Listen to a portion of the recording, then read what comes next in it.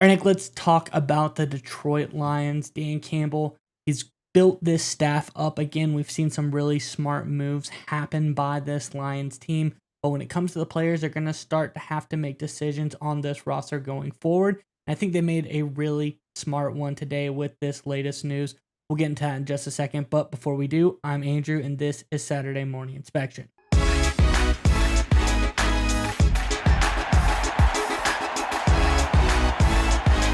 And Nick, when it comes to this Lions roster, they made a really smart move today, releasing a veteran player from this team to make room for the new. I think this is a really smart one. Let's jump into this tweet and we'll talk more about it on the other side. This is from over at Tom Pelissero on X. It says, the Lions plan to release veteran linebacker Jalen Reeves-Maybin when the new league year begins, per source. Reeves-Maybin, who's also the NFLPA president, made his first Pro Bowl and was second-team All-Pro in 2023. A longtime contributor and special teams standout is now available. Nick, I think this is a very interesting move by the Lions. I know there's a little bit deeper we can dig into it, and there's a lot all it means, and you've got that for us. But before we get to you, Lions fans, in the comment section below, start seeing the first players be released, maybe be traded, whatever the case is for this team. Do you think there's any other players that are on the move from Detroit? If so, who? Let us know in the comment section below. But nonetheless, Nick, what do you think about this latest move out of Detroit? So at first glance, it doesn't seem like anything significant, right? The Lions have over $50 million in cap space, so it's not like they're really struggling to get under the salary cap here. And this move is only going to free up about $1.9 million, a $2.8 million dead cap hit, right? So we're talking about, around the fringes, nothing really drastic here. So why make this move? This is all part of a sea change in the Lions culture and mindset, and this is really important. If you look at Maben as a player, and I love looking at overthecap.com's valuation of players, and what they do is they look at a player's position, productivity, age, all that kind of stuff to come up with a valuation on a per year basis, how much they should get paid. According to overthecap.com, Maben's 2024 valuation was 1.1 million bucks. Right now, his salary cap hit, if he would have stayed with the Lions, would have been $4.7 million in 2025. That's more than 4 times, about $3.5 million more than his valuation. In a practical business sense, running a team, you don't overpay for players that are, even if they're good special teams guys, good locker room guys, good veterans, you just don't overpay for players. You can make an argument overpay for a superstar left tackle or defensive end or quarterback. You can make an argument there, but not for a special teams guy. You don't do it, right?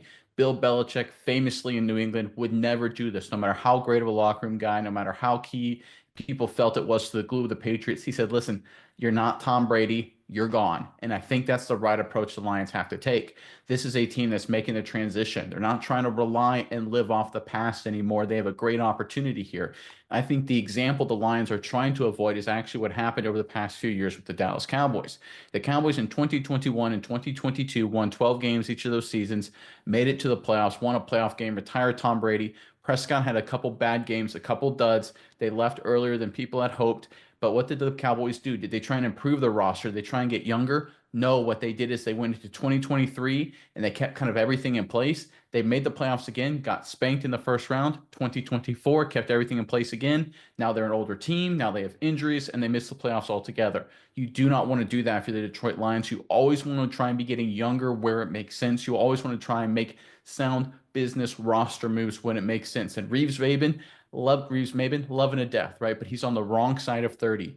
His production dipped last year, right? We're dealing with a guy that's now 4x overvalued. This is an easy cut if you're Holmes, if you're Campbell, if you're trying to move on and figure out a way to build this roster forward. In terms of running your team like a business, like Bill Belichick did, and what like Bill Belichick would continue to do with the New England Patriots. You look at the Chiefs, they do this a lot as well. The best teams in football, the Eagles, Roseman, they do this all the time. They traded Carson Wentz, for God's sakes, right? They are a very cutthroat, what have you done business for me lately kind of organization. If you take that approach and don't live in the past, you have a chance to do amazing things. And I'm so excited to see the Lions taking this approach. It means what we've seen over the past couple of years. It's not a flash in the pan. It should be long-term sustained success. Yeah, Nick, and you talk about maybe, and you talk about people might come and read that tweet and say, hey, this guy is all pro at one point in time, second team all pro. He did really good things for the Lions. Why aren't we keeping him? Well, that's kind of not how it really is if you look at the whole picture for a guy like Reeves-Maybin. This is a guy in 2023. He did really good. He was a phenomenal run defender, one of the best in the league at an 88.6 grade that year.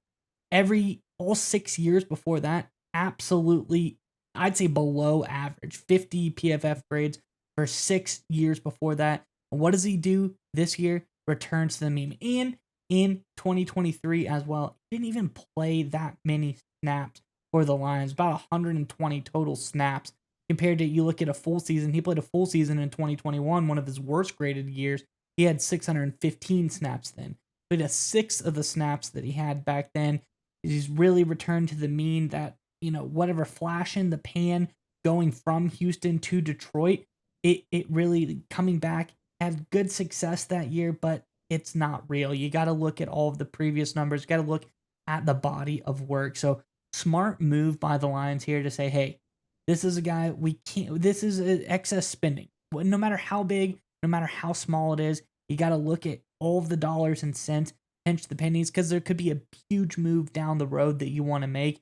And this few extra $1 million could make all the difference. So, good move on the Lions, moving off a guy like Reeves-Maybin, like you said. Good quality player, but the dollars don't make sense, so you kind of got to walk.